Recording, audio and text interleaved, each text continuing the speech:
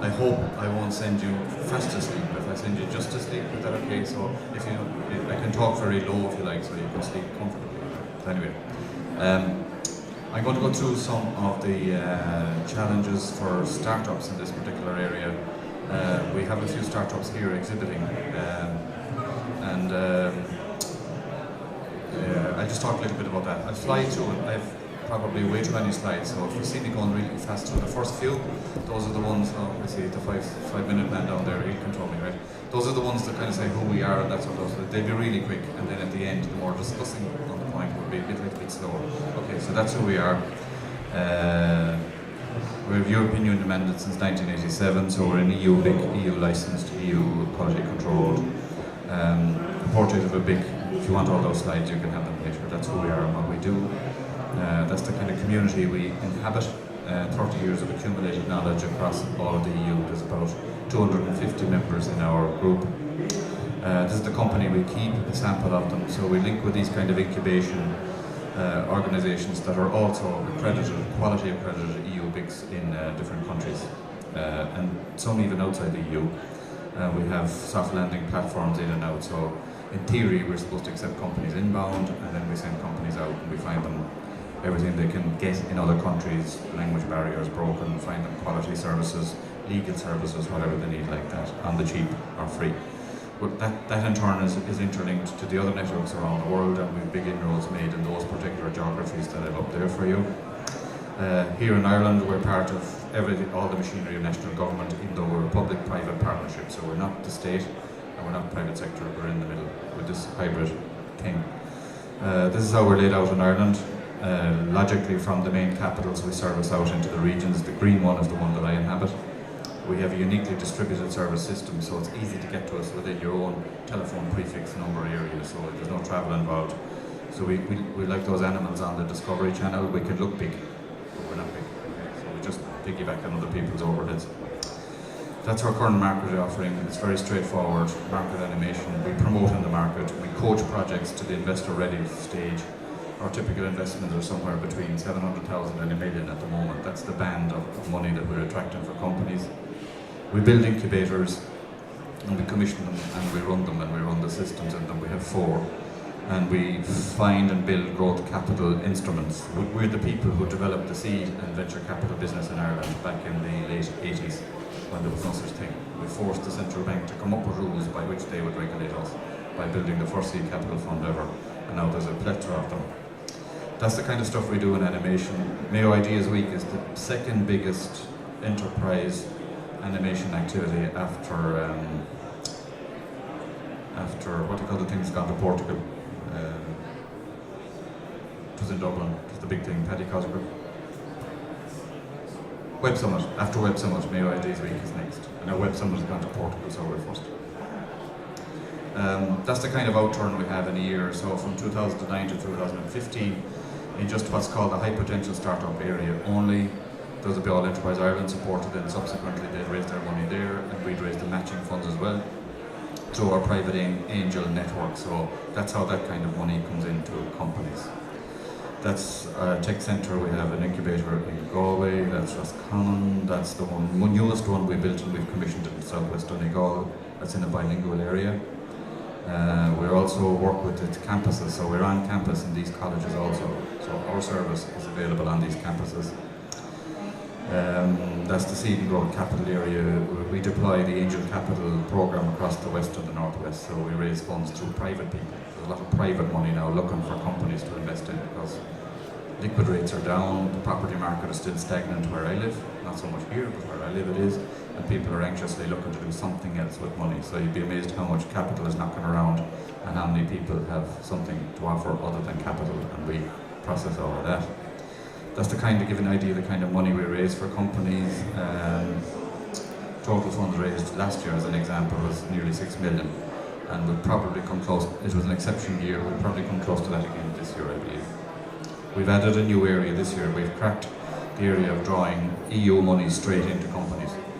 Traditionally, that came into universities. They hugged it, to use that expression, and now we've found a way to bring it straight into companies. So we have an imminent announcement for 2.7 million into a West of Ireland company. No equity release, no repayments. That's sweet. Took us a long time, believe me. Our Brussels office was majorly instrumental in all of that. The open innovation area, we run specific programs, we find the money and then we draw in the companies and we make something happen for them. Relevant to this event here is the food area. That iFactory was the biggest innovation upgrade ever run in Ireland, on the island of Ireland, across the north and the border counties. We now commissioned it in the 3 western counties of Mayo, Cork and Roscommon, just started. The ACE programme internationalised high potential ICTs. We picked 10 and 9 other territories in the EU picked 10 each, so we had 100. And then we blended 100 and we went looking for money, whether pitching for money in Brussels, Milan, England and of course Ireland. And we also had people saying Stuttgart, helping one of our small companies get into the automotive industry there. They'd never get in on their own, but they get in through a German who lives there, works there, knows those people. That's what iFactory, the scale of it is now in the West, as I said to you. Here's an example of companies from 87. We're kind of old, we're a long time around, we're 30 years old next year. So here's an example of some of the household names that we've worked with when they were incubated as entrepreneurs with an idea. They're now major, well-known companies. Just a few. Some of them are multinationals like JFC, a few like that. As we're here in this food and drink, then I picked out the ones in the food and drink area, some you would know. I'll come back to one or two to really make a point. But it's not only for us about people who make something you eat. More food and drink companies, clients of ours, some well known, some just coming now, right? Our clients get themselves distinguished with various awards. Cup Print is in the food business, food and drink business, in that way, that they don't make something you eat, but they're a major supplier now into the business. Pocket Anatomy won an award in Holland. We enter our companies into awards and schemes in other countries as well, through our network, so it's important that we're international. I see the 5-minute thing. You might know someone in that particular slide. And the Episcan one.ie, they're exhibiting down there at the entrance.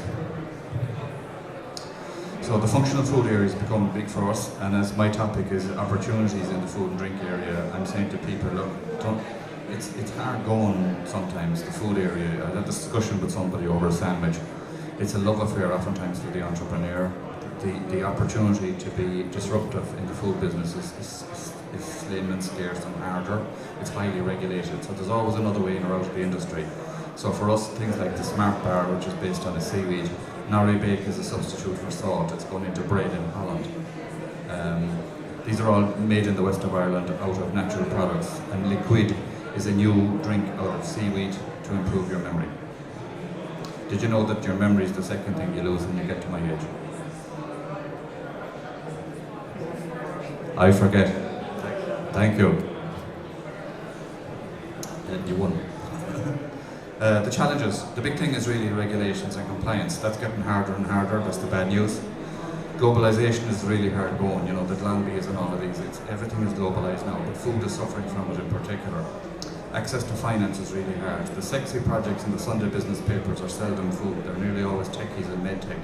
The fellow with the good suit and the Porsche that just got 40 million because he sold out his tech company that he only started a year ago, they're in the Sunday papers. The person who has 3 people employed, is struggling, has an incredible food product and is trying to grow, is not in the front of the Sunday paper. So it's not getting the sort of priority, PR and support that it should get. So culturally it's a little bit struggling in that, and that needs a big job. It's hard for us to raise money for food companies. Harder, not impossible, just harder.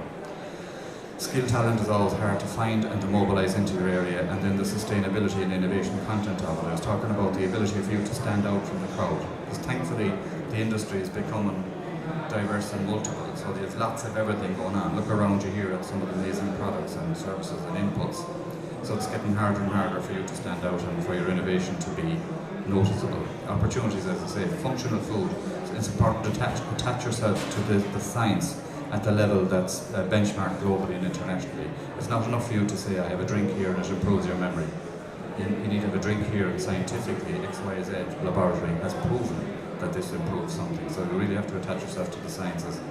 This protected design of origin, we're way behind the curve here in Ireland. England, would you believe it, are ahead of us, way ahead of us. Champagne is the big example everyone knows about. It owns the name because it comes from there. We've only a few, handful. Recently there was one in County Louth in the Salt area. We should have many more. We produce incredible primary product here, and we're not availing of the branding, marketing power of that. Group behaviour, getting together and working as groups. If you look at SuperValue and even Tesco, they have supported some local groups to get in on their brand, so get your shelf in your area and space. But that's hard to do on your own. As a group, you could really do it. The support services and allied services, Episcan Tech out there have a product that reads label at high speed in any colour, and it's a quality control instrument going into the food industry. Campbell Soups and large companies like that are their buyers. So you can be in the food industry in a really cool way with some technology, even though you don't make anything that anybody eats. So there's all those sub-supply areas are growing. With the globalisation, with Lambie's and Kerry Foods and all of these, an opportunity for our Irish companies is to supply clever solutions into them without making anything that you eat. And I think that's a brilliant growth area for our companies. So techies need to mix with food people, need to mix with medtech people, need to mix with artists to grow the world beater that these large multinational type companies want to buy. They buy intelligence. I think we have to redefine food, agri-food, agri-tech, food tech. It's very wide, it's very broad, it's very deep. It's well worth drilling into. I have 1 minute. Here's an example of some of the companies that do that. Feed Pods started off as a project that feeds animals remotely for farmers. And like I said, how do you stand out? How is it disruptive? Lots of people have things a little bit similar, okay? So we worked with them in a different way of splicing the market again. And we said, have you thought of zoos? They now are in San Diego Zoo, they're in zoos in Tokyo, Australia, where animals are fed remotely and the animal doesn't need contact with a human, and you can regulate the feeding like the wild. So they find one here, one there every 4 minutes as they would go and forage for food, like monkeys and so on. So they have cracked a whole new market using a new technology. They're going to the next generation of that now and putting the applications on the cloud, so the data about what animals are eating and the frequency and so on can all be captured. So there they started off with a fairly ordinary product, and now they're in a global, world-beating, specific niche, still in, roughly speaking, agri-tech, food tech. Right? So that's a good idea. Episcan I just described to you. Grassometer is how you, in the new age of precision agriculture, you read exactly when grass is at what level and when you should harvest it or graze it and so on and so on. Very big now in New Zealand. Advanced science is in 25 countries. It produces a food that bees eat that counters the disease that bees are suffering from all over the world. We have a global problem of shortage of bees to pollinate food. And this food that they eat from advanced science fights the virus, and the bees naturally recover their health and propagate and grow in 25 countries made in Connemara. Okay, you can't have any event nowadays without Brexit, and the men just before me was especially dedicated to Brexit. All I can think of in Brexit from the kind of world I live in is that it's a great opportunity for smart, small Irish companies to look at your competitors in the UK who are selling into the EU and go and reverse yourself into them. Or better still, have them reverse themselves into you, and now you become their marketing arm that sells into the EU into the future. But do it very early before they get too strong for you. So that's the big opportunity for me, for small Irish companies in the whole Brexit game, like that. The roadmap is something like that, you all know that. You can have all these slides, sorry. Supports and networks, they're everywhere, okay? I wish there was a dedicated food startup support organisation, because it's a bit of BIM, it's a bit of Chocus, it's a bit of Enterprise Ireland, it's a bit of Leo, it's a bit of Leader, it's a bit of that. I'd love to see really good food incubation capability regionally around the country, but these are the kind of organisations that you can link with, and that's me. Am I on time?